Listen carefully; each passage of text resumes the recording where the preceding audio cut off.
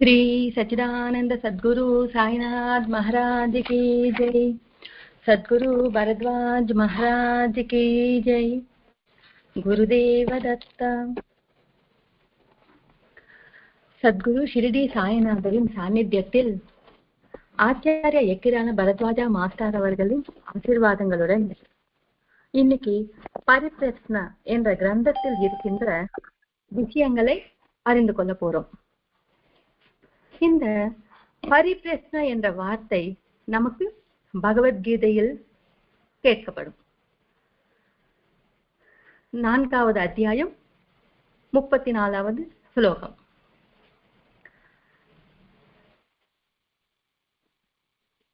தத்வித்தி பிரணிபாதேன பரிப்ரஸ்னேன சேவையா உபதேஷந்தி தே ஞானம் ஞானிர் நஸ்தர்வத் தஸ்தினஹா என்றார் கிருஷ்ணர். ஒவ்வொன்றும் அறிந்து கொள்ள வேண்டும் என்று கேள்வி கேட்கணும். அது பழக்கமாக இருக்கணும். மனிதர்களில் யோசிக்கிற தன்மை அதிகமாகணும். அதுவே கிருஷ்ணர் கூறியது. பரத்வாஜா மாஸ்டர் அவர்களை நிறைய பேர் கேள்விகள் கேட்டாங்க. அதற்கு பொறுமையா மாஸ்டர் அவர்கள் லெட்டர் எழுதினார். அதில் இன்றைய கேள்வி, பாபாவின் சரித்திரத்தை ஏன் வாசிக்க வேண்டும்? பாபா சரித்திரத்தை, குரு சரித்திரத்தை வாசிக்க சொல்வீர்களே, எதற்காக? மற்ற சரித்திரங்கள் உதவாதா? பாபா சரித்திரத்தில் அப்படி என்ன முக்கியத்துவம் இருக்கின்றது? இது கேள்வி. இது நிறைய பேருக்கு வந்த கேள்விதான். அப்படி என்ன பாபா சரித்திரத்தில் மகத்துவம் இருக்கு? அது அந்த பாபா சரித்திரம் படிக்கிறதால நமக்கு என்ன பலன் கிடைக்கும்? இந்த கேள்வி நிறைய பேருக்கு இருக்கும். அதுக்கு மாஸ்டர் அவர்கள் சொன்ன விடை பார்க்கலாம். பாபா சரித்திரம் நமக்கு எப்படி என்றால் கரண்ட் சப்ளை போலது. கரண்டோட எதற்காக கம்பேர் செய்தாங்க? கரண்ட் இருந்தா லைட் எரியும், ஃபேன் சுத்தும். லைட்டு ஃபேன் இல்லைன்னு இருட்டு சோர்வு. லைட் இருந்தால் நமக்கு வெளிச்சம், ஃபேன் இருந்தால் நமக்கு சோர்வு இருக்காது. பாபா சரித்திரமும் அது போலவே நம் அறியாமையை போக்கி அறிவை நிரப்புகிறது, நமக்கு அமைதியை தரும். எப்படி என்று பண்ணிக்கணும். நாம் பாபாவின் வாழ்க்கை பரிசீலனை செய்தால் பாபா அயோனிஜர், அப்படின்னா பிறப்பு இல்லாதவர். பாபா பிறந்த மாதிரி பிரச்சாரம் செய்தாங்க. பத்ரி கிராமத்தில் பிறந்தார், சிரோலாவில் பிறந்தார், பிராமணருக்கு பிறந்தார், பிறகு முஸ்லிம்க்கு தந்தாங்க என்று ஒரு கதை சொன்னாங்க. அதுவே உண்மையாய்விட்டது. சரி, பாபா சொன்னாரா? அவர் சொல்லாம நாம ஏன் சொல்வது? அவர் பிறப்பு இல்லாமல் 16 வயது சிறுவனாக வந்தார். நம் கலாச்சாரம் பாரம்பரியத்தை ஃபாலோ செய்தார். முதல்ல அக்னியை சேவித்தார், துளசி செடியை வைத்தார், அனைத்து மத நல்லிணக்கத்தை போதித்தார். ஸ்ரீராமநவமி, உருசு பண்டிகைகளை நடத்தினார். தொடர்ந்து அன்னதானம் செய்தார். பண்டிதர்கள் வந்தாலும் படிப்பறிவு இல்லாதவர்கள் வந்தாலும் அனைவருக்கும் ஞானத்தை தந்தார்.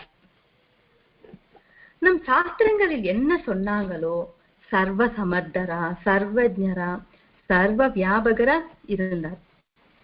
முக்கியமா நினைவில் வைத்துக் கொள்ள வேண்டியது, மூட நம்பிக்கைகளுக்கு எதிர்ப்பு தெரிவித்தார். ஆன்மீகத்தில் நமக்கு நிறைய மூட நம்பிக்கைகள் இருக்கு. அவை அனைத்துக்கும் அவர் எதிர்ப்பு தெரிவித்தார். ஜந்து பலிகள் மூட நம்பிக்கை தானே, அதற்கு அவர் எதிர்ப்பு தெரிவித்தார். அந்த தேவதைக்கு கோபம் வரும் என்று நமக்கு பயம். அதற்காக ஜந்து பலிகள் செய்யறவங்க இருக்காங்க. அது எந்த அளவுக்கு கரெக்ட் என்றது நாம் யோசிக்கிறதில்லை. இரண்டாவது, மகிமைகள் செய்யறதற்கு எதிர்ப்பு தெரிவித்தார்.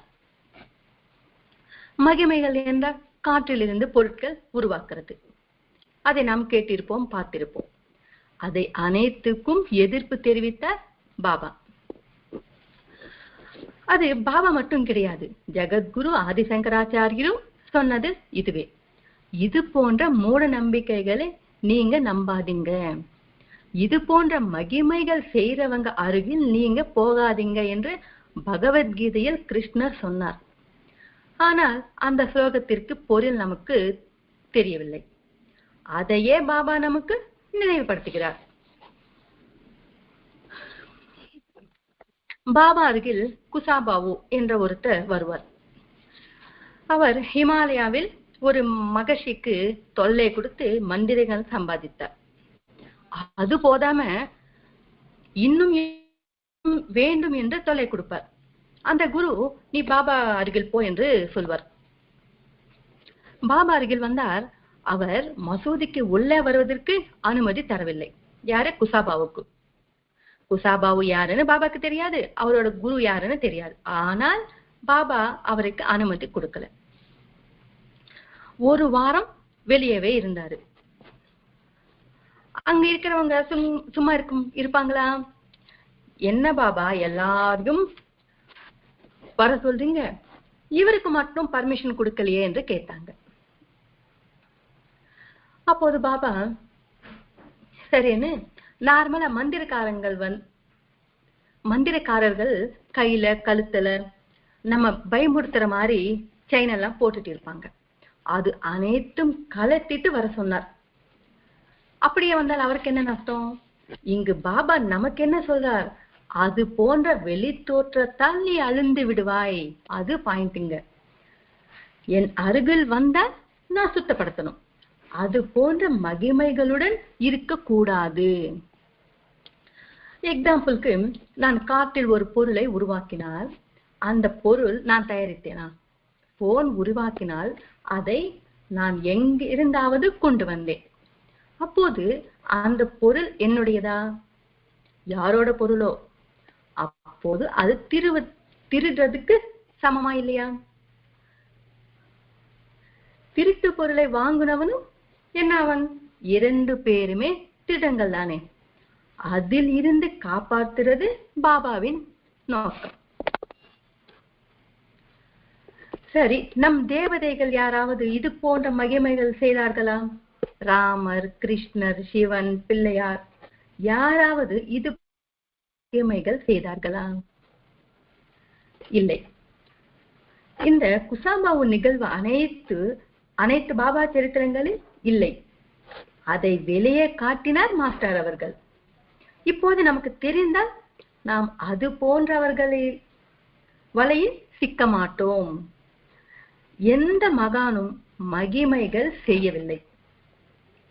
இவங்க செய்த இதில் ஏதோ மோசடி இருக்கு என்றும் நாம் கவனமாக இருப்போம். அதற்காக சரித்திரத்தை படிக்க வேண்டும். வெங்கைய சுவாமி மந்திரம் எங்கிருக்கு, தந்திரம் எங்கிருக்கு என்றார். பாபாவை மந்திரம் கேட்டால், மந்திரம் என்றால் என்ன? மந்திரம் உனக்குள்ளேயே இருக்கு, மனசாட்சியே மந்திரம். உன் மனம் சொன்னது போல் கேளு என்றார். உன் மனம் எப்பவும் உண்மையே கூறும். ஆனால் அதை நாம் தள்ளி வச்சிடறோம். அது எந்த விஷயத்தில் ஆனாலும். உண்மையான சத்குரு எப்படி இருப்பாங்கன்னு அறியாதவங்க இது போன்ற சில்லறை மகிமையில செய்யறவங்க அருகில் போவாங்க. சத்குரு எப்படி இருப்பார் என்று சொன்னாங்க. சத்குரு எப்படி இருப்பார்? மகிமைகள் செய்ய மாட்டார், சீடர்களை சேர்க்க மாட்டார், புகழ் பணத்துக்காக ஆசைப்பட மாட்டாங்க. அது தெரிந்தால் அவங்க அருகில் போக மாட்டோம். சத்குரு எப்படி இருப்பார் என்று தெரியாததால் அப்பாவிகள் போலி குருக்கள் பின்னாடி போறாங்க. பாபா திருவிளையாடல் படித்தால் அவங்க பின்னாடி போறதற்கு வாய்ப்பு இருக்காது. கிருஷ்ணர் பகவத்கீதையில் கூறினார், சாதுக்கள் எப்படி இருக்கணும், துறவிகள் எப்படி இருக்கணும், பக்கீர்கள் எப்படி இருக்கணும், குருஹஸ்து எப்படி இருக்கணும், வானப்பிரஸ்தம் எப்படி இருக்கணும் என்று விளக்கமா கூறினார். ஆனால் நாம் பகவத்கீதை படிக்கிறதில்லை. அனைவரும் வீட்டில் பகவத்கீதை இருக்கும் பூஜை ரூம்ல. என்ன பயன் இருக்கும்? பகவத்கீதை என்ற பாலை பூஜிக்கிறோம். பால் குடித்தால் வலிமை வரும். அந்த விளக்கம் பாபா சரித்திரத்தில் நமக்கு தெரியும். பகவத்கீதையில் இல்லாதது பாபா சரித்திரத்தில் எதுவும் இல்லை. குரான்ல இல்லாதது எதுவும் இல்லை. பைபிள்ல இல்லாதது எதுவும் இல்லை. அனைத்து மதங்களின் சாரம் இதிலேயே இருக்கு. அதற்காக பாபா திருவிளையாடலை படிக்க வேண்டும். ஒரு நாளைக்கு 5 பக்கம் படித்தாலும் நம் ஜன்மா தன்யம். எதற்காக? ராமரில் எந்த தர்மம் இருக்கோ அது பாபாவில் நமக்கு தெரியும். அது ஒன்று போதும். தசரதர் நாளைக்கு உனக்கு பட்டாபிஷேகம் என்று நைட்டு ராமர் கிட்ட சொல்லுவாரு. விடிஞ்ச பிறகு நீ காட்டுக்கு போகணும் என்றார்.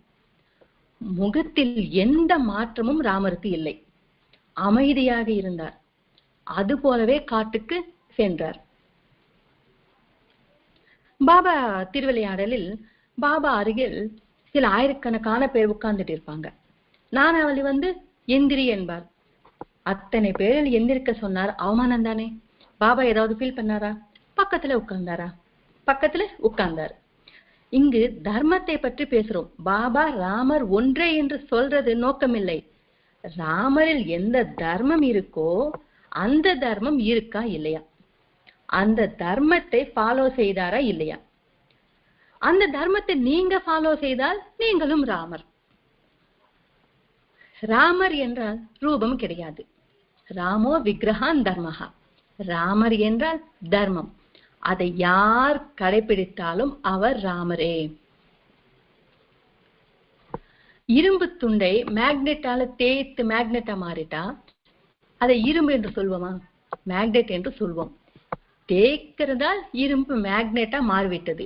அது போலவே தர்மத்துடன் யார் இருப்பாங்களோ அவங்க தர்மாத்மா. அது சொல்றதே இங்கு நோக்கம். கடவுள் பேர் சொல்லி பாபா பேர் சொல்லி நிறைய பேர் மகிமைகள் செய்யறார்களே இல்லையா? நம்ம கண்ணுக்கு தெரியுது. ஆனாலும் நாம் அவங்க அருகில் போறோம். அதுவே நம் டிராபேக். எதற்காகனா ஆசை. அவங்க போனாங்க நாமளும் போலாம் என்ற பாவனை. அவங்க போனால் போறாங்க, நமக்கு யோசனை இருக்காதா? பொதுமக்களுக்கு புரியற மாதிரி எளிமையா பரத்வாஜ மாஸ்டர் அவர்கள் வழங்கினார். சாயி திருவிளையாடல் எதற்காக படிக்க சொல்றோம்னா, சாயி சச்சரித்திர படிச்சு புரிந்து கிட்டவங்க எத்தனை பேர் இருப்பாங்க? பாபா ஒரு லீலை செய்தார். அந்த லீலையால் நமக்கு என்ன புரியும்? முதல்ல அது வேத மொழி, நார்மலான லாங்குவேஜ்ல இருக்காது. சச்சரித்திரத்தில் இருந்து ஒரு லீலை பற்றி சொல்லிக்கலாம். ஒரு டாக்டர், அவருக்கு பாபாக்கள் மேல் நம்பிக்கை இருக்காது. டாக்டருக்கு ராமர் என்றால் நம்பிக்கை. சாயி பக்தர் ஒருத்தர் டாக்டரை தன்னுடன் துணையா வர சொல்வார், பாபாவை பார்க்கறதுக்காக. வந்த பிறகு அந்த பக்தருக்கு முன்னாடியே பாபா கால் மேல் விழுந்து வணங்குவார். பாபா எதற்காக எனக்கு வணங்கினார் என்று கேட்டால், எனக்கு ராமர் தோன்றினார் என்றார். அப்போது பாபா ஒரு வார்த்தை சொல்வார். அவர் வணங்கின பிறகு, ராமர் எங்கு இல்லை, பார்க்க முடிந்தால் முழுவதும் இருக்கின்றார். நாம் படிச்சிட்டோம். இப்போது நம் பாவனை என்ன? அனைத்து தேவதைகள் ரூபத்தில் பாபா இருக்கின்றார். ஆகையால் பாபா சர்வ தேவதா ஸ்வரூபம். அப்படின்னா அவரே அனைத்து கடவுள்களின் வடிவம் என்ற பாவனை நமக்கு. நான் தான் ராமர் என்று பாபா சொன்னாரா? பார்க்க முடிஞ்சால் ராமர் எங்கு இல்லை. பார்த்தால் கிடையாது, பார்க்க முடிஞ்சால் ராமர் எங்கு இல்லை, முழுவதும் இருக்கின்றார். ராமர் என்றால் யார்? தர்மம். ராமர் என்றால் தர்மம் என்று இப்பவே சொல்லிக்கிட்டோம். தர்மத்தை நீ பார்க்க முடிஞ்சால் உனக்கு தர்மம் எங்கு தெரியாது? தர்மம் என்ன சொல்கிறது? ஒருத்தர் அதிகம் ஒருத்தர் குறைவு என்று சொல்கிறதா? என்னோட மதம் சிறந்தது உன்னோட மதம் குறைவு என்று ஏதாவது சொல்கிறதா? என்னுடைய இனம் சிறந்தது உன்னோட இனம் குறைவு என்று சொல்கிறதா? ராமர் என்றால் தர்மம். டாக்டர் ராமரை பூஜிக்கிறார், சிலையை பூஜிக்கிறார். தர்மத்தை நீ பூஜை செய்யறது இல்லை. அதே ராமர் வானரங்களுடன் நட்பாக இருந்தார், காட்டுவாசிகளுடன் நட்பாக இருந்தார், அனைவருடையும் சமத்துவமா இருந்தாரே இல்லையா? வேற பாவனையோடு இருந்தாரா? சமத்துவம் தானே. மற்றும் நீ ராமரை பூஜித்து கொண்டே இவர் என்ன முஸ்லிம் மாதிரி இருக்காரு, இவருக்கு என்ன வணங்குறது என்று நீ ஏன் நினைத்தாய்? ராமரை நீ பூஜை செய்யும் போது நீ தர்மத்தை பூஜிக்கணும். தர்மம் என்ன சொல்கிறது? அனைவரையும் சமபாவனையுடன். அப்போது இங்க வந்து நான் என்ன பக்கீருக்கு வணங்குறது என்று நினைக்கிறது என்ன? அப்படின்னு நீங்கள் தர்மத்தை தவறவிட்டீர்கள். நீ தர்மத்துடன் பார்த்தால் ஒருத்தருக்கு வணங்கணும், இன்னொருத்தருக்கு வணங்கக்கூடாது என்ற பாவனை உனக்கு வராது. பண்டித சமதர்சனஹா. பண்டிதர் என்றவர் அனைவரையும் சமபாவனையுடன் பார்க்க வேண்டும். இதில் இவ்வளோ பொருள் இருக்கு. இந்த விளக்கம் அனைத்தும் பரத்வாஜ மாஸ்டர் அவர்கள் நமக்கு வழங்கினார். இப்போது இது போல் சொன்னால் நமக்கு புரியுமா? அப்படி இல்லாமல் பாபா கடவுள், அனைத்து ரூபங்கள் அவரே என்று நினைத்தால் பலன் இருக்குமா? பலன் இல்லைன்னு கிடையாது. அந்த பலனுக்கும் இந்த பலனுக்கும் டிஃபரன்ஸ் இருக்கும். அந்த பலனுடன் நாம் யாரை பார்த்தாலும் நமக்கு ராமர் தோன்றுவார். அனைவரிலும் ராமரை பார்ப்பது சிறந்ததா, ஒருத்தரில் ராமரை பார்ப்பது சிறந்ததா? எது பலன் அதிகம்? ஒருத்தர் என்றால் சிலை, வேற எங்கேயும் இல்லை என்று தோன்றும். எவ்வளோ பொருள் நமக்கு சாயி திருவிளையாடலில் தெரியும். இங்கு சாயி சச்சரித்திரை படிக்க கூடாது என்று கிடையாது. அதுபோல் சொல்றேன்னு நினைக்காதீங்க. இப்போது 4 மாடி வீடு இருக்கு, மேல போறதுக்கு லிப்ட் இருக்கு, படி இருக்கு. நாம் எப்படி ஏறுவோம்? லிப்ட்ல. எதற்காக? சீக்கிரமா போக முடியும், உடலுக்கு கஷ்டம் இருக்காது. அது போலவே பாபா திருவிளையாடல். நமக்கு எது எளிதாக இருக்குமோ அதுவே மனிதன் பார்ப்பார். அதற்காக தான் சிறியவர்களுக்கும் புரிகிற மாதிரி இருக்கும் சாயி திருவிளையாடல். நார்மலான லாங்குவேஜ்ல இருக்கும், நமக்கு நன்றாக புரியும். பாபா ஒரு லீலை செய்தால் அந்த லீலையில் அவரோட முன்னேற்றம் இருக்கும். பாபா தன்னோட பெருமை சொல்றதுக்காக மட்டும் கிடையாது. மகிமை இல்லை, லீலை. மகிமைக்கும் லீலைக்கும் நிறைய டிஃபரன்ஸ் இருக்கு. நானா சந்தோர்கர் அவர் தாகத்துடன் மலை மேல் கஷ்டப்படுத்திட்டு இருந்தார். பாபா பக்கத்தில் இருந்தால் எனக்கு தண்ணி கொடுப்பார் என்று நினைத்தார். அந்த நேரத்தில் பாபா இங்க என்ன சொன்னார்? நானா தாகத்துடன் கஷ்டப்படுறான், அவனுக்கு தண்ணி கொடுக்கலன்னா எப்படி என்றார். உடனே ஒரு காட்டுவாசி வந்து பாறைக்கு தண்ணீர் இருக்கு குடிக்க சொன்னார் நானாவை. ஷிரடிக்கு வந்த பிறகு அனைவரும் கேட்டாங்க, குறிப்பிட்ட ஒரு டைம் சொல்லி அந்த நேரத்தில் உனக்கு தாகம் எடுத்ததா என்றாங்க. பாபா அந்த நேரத்தில் இது போல் சொன்னார். அந்த வார்த்தை கேட்ட உடனே நானா மனம் எப்படி இருக்கும்? அங்கு யாரோ தண்ணீர் கொடுத்தாங்க, தற்செயலாக நடந்திருக்கும் என்று நினைப்பார். இங்கு வந்த பிறகு பாபா இது போல் சொன்னார் என்று கேட்டவுடனே பாபாக்கு எம்எல் எவ்வளோ சிரத்தை இருக்கா, இவ்வளோ அன்பு இருக்கா, இவ்வளோ பாசம் இருக்கா என்று நினைக்கும் போது நம் பார்வை எப்படி இருக்கும்? அன்பாக இருக்கும். அன்பு பக்தியா மாறும். அதை வளர வைக்கிறது பாபாவின் நோக்கம். மறுபடியும் பாபா ஒரு வார்த்தை சொல்கிறார். பாபா என்றால் இந்த அஞ்சராடி தேகம் கிடையாது என்று. பாபா என்னை பூஜிக்கணும் என்று எங்கேயும் சொல்லவில்லை. அவரவர்களோட கலாச்சாரங்களை பின்பற்ற சொன்னார், வேற எதுவும் சொல்லவில்லை. நாம் கோவில்களுக்கு போயிட்டு இருப்போம். நம் விருப்பத்திற்கு ஏற்ற மாதிரி செய்யும் போது ஒருத்தர் வருவார், இப்படி செய்யக்கூடாது, அது போல் செய்யணும் என்பார். அது எதுவா இருந்தாலும் அவரோட பக்தி, அவரோட விருப்பம். அப்படின்னு பூஜிக்கிற சுதந்திரமும் இல்லை. நமக்கு எதுக்கு? அவர் தப்பே செய்தார் என்று நினைக்கலாம். பாவம் யாருக்கு? நமக்கு வருமா? அப்போது நாம் ஏன் ஃப்ரீயா சஜஷன் கொடுக்கணும்? இது எல்லாமே நமக்கு பாபா சரித்திரத்தில் தெரியும். இதுவும் பாபா திருவிளையாடலில் வரும். பாபா வயிற்று வலி என்பார். நார்மலா வயிற்று வலி என்றால் ஹீட் வைப்பாங்க. அதே போல் ஒரு மூதாட்டி செங்கலை நல்லா சூடு செய்து பாபா வயிற்று மேல் வைப்பாங்க. பாபா பக்கத்தில் என்னை போல் பக்தை இருப்பாங்க இல்லைங்களா, அவங்க பாபா மேல் செங்கலை வைக்காதுங்க, சுடும் எடுத்துடுங்க என்றாங்க. பாபா எந்திரிச்சு போ என்றார். வைக்கிறது அவங்க, வைத்துக் கொள்றது பாபா. நடுவுல எனக்கு என்ன? இங்கு நம்ம சொந்த வார்த்தைகள் எதுவும் இருக்காது. ஆதாரம் இல்லாம எதுவும் சொல்லக்கூடாது. அப்படின்னா மனிதனின் பண்பாடை எவ்விதமா உன்னதமான நிலைக்கு கூட்டிட்டு போகணும் என்றதே பாபா திருவிளையாடலில் வரும். தேவதைகள் நமக்கு வரங்கள் தருவாங்க, ஆனால் நம்மை சீர்திருத்த மாட்டாங்க. சத்குரு என்பவர் வரங்கள் தருவார், நம்மை சீர்திருத்துவார். சத்குரு என்றால் பாபா மட்டும் கிடையாது. ராமகிருஷ்ண பரமஹம்சா, ரமண மகர்ஷி, இவங்களும் சத்குரு தான்.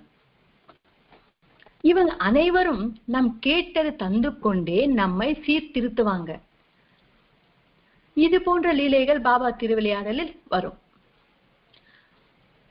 பாபா திருவிளையாடலால் உண்மை தெரியும், சத்தியம் தெரியும், பூஜை செய்கிறோம். அதுவே உண்மை சத்தியம் தெரிந்து கொண்டு பூஜை செய்தால் பலன் அதிகமாக இருக்கும்.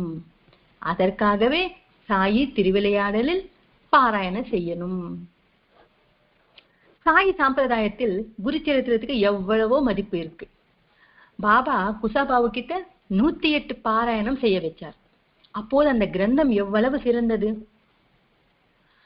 எதற்காக என்றால் குரு சரித்திரம் படித்தால் குருவின் தன்மை தெரியும், சீடர் எப்படி இருக்கணும் என்று அதில் சொல்லப்பட்டுள்ளது. ஆனால் நிறைய பேர் அந்த கிரந்தத்தை படிக்க விட மாட்டாங்க. படித்தால் அதில் இருக்கின்ற உண்மை தெரிந்துவிடும். ஆனால் பாபா அந்த கிரந்தத்தை படிக்க வைத்தார். பாபா அந்த கிரந்தத்தை படிக்க வைத்தார் என்றால் எவ்வளவு சிறந்த கிரந்தம் அது. அதற்காக தான் நாம் மூலம் தெரிந்து கொள்ள வேண்டும். பாபா சொல்லாதது நாம் ஏன் சொல்லணும்? குரு சரித்திரத்தை நியமமாக படிக்கணும் என்று சொல்லுவாங்க. அந்த நியம நிபந்தனைகள் யாருக்கென்றால் தவம் செய்யறவங்களுக்கு. நாம் குருஹஸ்துக்கள் நார்மலா பாராயணம் செய்யலாம். குரு சரித்திரத்தில் பெண்களை குறைவாக பேசியிருக்காங்க என்பவர்களும் இருக்காங்க. எதுக்காகன்னா பதிவிரத அம்சங்களை சொல்லியிருக்காங்க. பாரபட்சம் இவங்களுக்கு. ஆகையால் இந்த புத்தகம் படிக்க கூடாது என்பார்கள். பெண்கள் தர்மங்களுக்கு முன்பே சீடர்கள் தர்மங்கள் சொல்லவில்லையா? தேவகர் விஷயத்தில் அது ஆண்களுக்கா பெண்களுக்கா? ஆண்களுக்கு. சரி, எதற்காக கணவரை பூஜ்ய பாவனையோடு பூஜிக்கணும் என்ற கேள்வி கேட்டுக்கலாம். எதற்காகனா ஆண் பிரம்மச்சாரியா இருப்பான், தவம் செய்திருப்பார், பிறகு கல்யாணம் செய்வார். நாம் கல்யாணத்தில் காசி யாத்திரை செய்வோம். பெண்களுக்கு குருபதேசம் பெறக்கூடாது. அந்த குரு உபதேசம் பெற்ற ஆண்களுக்கு பூஜ்ய பாவனையுடன் சேவை செய்தால் அந்த பலன் மனைவிக்கு வரும். ஆனால் மனைவி செய்தால் கணவருக்கு வராது. எதற்காகனா பூஜைக்கு தேவையான பொருட்களை அரேஞ்ச் செய்யறது மனைவி. ஆகையால் அந்த பலனில் பாதி மனைவிக்கு வரும். மனைவி என்ன செய்வாங்க? சமையல், வீட்டு வேலை அனைத்தும் செய்து கொண்டே கணவருக்கு ஹெல்ப் செய்வாங்க. ஆகையால் சுலபமா மோட்சம் பெறுவதற்கு ஈஸியானது கணவருக்கு ஹெல்ப் செய்கிறது என்று சாஸ்திரத்தில் சொல்லப்பட்டுள்ளது. அதனால் பெண்களுக்கு குறிப்பாக குரு சரித்திரத்தில் எதுவும் எழுதவில்லை. குரு சரித்திரத்தின் மூலம் நாம் சத்குரு கிருபையை பெறுவதற்கு வாய்ப்பு இருக்கும். எதற்காக நாம் குருவின் தன்மை தெரிந்து கொள்வதால் மகான்கள் நமக்கு முழுமையாக கிடைக்கும். அதற்காகவே மகாராஷ்டிராவில் சில ஆயிரக்கணக்கான வருடங்களா குரு சரித்திரத்தை வாசிக்கிறாங்க.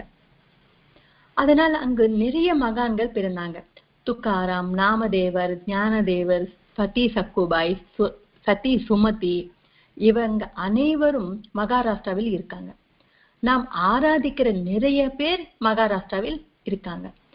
அது போலவே பரத்வாஜா மாஸ்டர் அவர்கள் குரு சரித்திரத்தை முக்கியத்துவம் கூறினார். ஆந்திராவில் அனைவரிடமும் பாராயணம் செய்ய வச்சதால் வெங்கைய சுவாமி, சிவட்டமம்மா, நாம்பள்ளி பாபா, காலஹஸ்தி கோபால சுவாமி, பூர்ணானந்த சுவாமி, சீரால சுவாமி, கடப்ப சுவாமி வெளி உலகத்திற்கு தெரிந்தாங்க. இந்த பாராயண பலனால் இவங்க அனைவரும் நமக்கு கிடைச்சாங்க. சில பேர் இருப்பாங்க, எங்களால் படிக்க முடியாது என்றவங்க. சிரவணம் செய்யுங்க, கேட்டாலும் பலன் கிடைக்கும். கேட்டால் பலன் வருமா, அதற்கு ஆதாரம் இருக்கா என்று கேள்வி நமக்கு வரும். பரீட்சித் மகாராஜ் 7 நாட்களில் இறந்து விடுவார் என்றால் பாகவதம் கேட்டு முக்தி பெற்றாரா இல்லையா? 7 நாட்களில் பாம்பு கடித்து இறந்து விடுவார் என்று அவருக்கு சாபம். பரீட்சித் மகாராஜ் என்னோட நிலைமை என்னவென்று கேட்பார். அப்போது சுகமகர்ஷி வந்து பாகவதம் சொல்வார். அவ்வளவுதான், அதை கேட்டு முக்தி பெற்றார். ஆகையால் படிக்க வராது என்று சாக்கு சொல்லாமல் கேட்கறது பழக்கப்படுத்திக்கோ. அதற்காகவே இந்த சத்சங்கம். இதற்கு முன் சத்சங்கத்தில் சொல்லிக்கிட்டோம், நவவித பக்தர்கள் 9 முறைகளில் பகவானை ஆராதிக்கலாம். சிரவணம், ஸ்மரணம். முதல்ல கேட்டால் மனனம் செய்ய முடியும். ஆகையால் சிரவணம் செய்.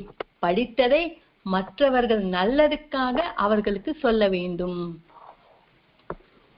அது போன்றவர்களுக்கு முக்தி கிடைக்கும். முக்தி என்றால் ஆனந்தம். அதனால் நீ படித்ததை 10 பேருக்கு சொல்ல வேண்டும். இது மாஸ்டர் அவர்கள் சொன்னதா? கிடையாது. பகவத்கீதையில் கிருஷ்ணர் கூறினார், சுவாத்தியாய பிரவச்சனாய என்றார் ஸ்லோகத்தில். அப்படின்னா எனக்கு ஸ்லோகங்கள் வராது, நீ படி, படித்ததை 10 பேருக்கு கேட்கவே என்று கிருஷ்ணர் கூறினார். அதுவே பாபாவும் சொன்னது. தொடர்ந்து விட்டுதாசநாமம் பாராயணம் செய்ய வச்சார். ராம விஜயம் கிரந்தத்தை படிக்க வச்சார். எதற்காக படிக்க வச்சார்? சிரவணத்திற்கு முக்கியத்துவம். அவ்வளவுதான்.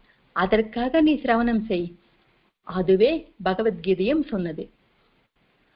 ஆகையால் சாயி திருவிளையாடல் பாராயணம் செய்ததால் உண்மையான ஆன்மீகம் என்றால் என்ன, சனாதன தர்மம் என்றால் என்ன, சன்மார்க்கம் என்றால் என்ன என்று நமக்கு புரிதல் வருவதற்கு வாய்ப்பு இருக்கும். சாயி திருவிளையாடல் சச்சரித்திரம் இருந்தால் அனைத்து கிரந்தங்களின் சாரம் அதில் இருக்கு. இந்த 2ம் இல்லாமல் வேற எத்தனை கிரந்தங்கள் இருந்தாலும் பலன் குறைவாக இருக்கும். அதனால் சாயி திருவிளையாடல் கிரந்தத்தை படிக்க வேண்டும். பாபா செய்கிற ஒவ்வொரு லீலை பின்னாடியும் முதல்ல நபர் மாறுவார், குடும்பம் மாறும், சமுதாயம் மாறும், நாட்டின் செழிப்பு இருக்கும். நாம் எப்படி நடந்துக்கணுமோ சொல்கிறது பாபா திருவிளையாடல்.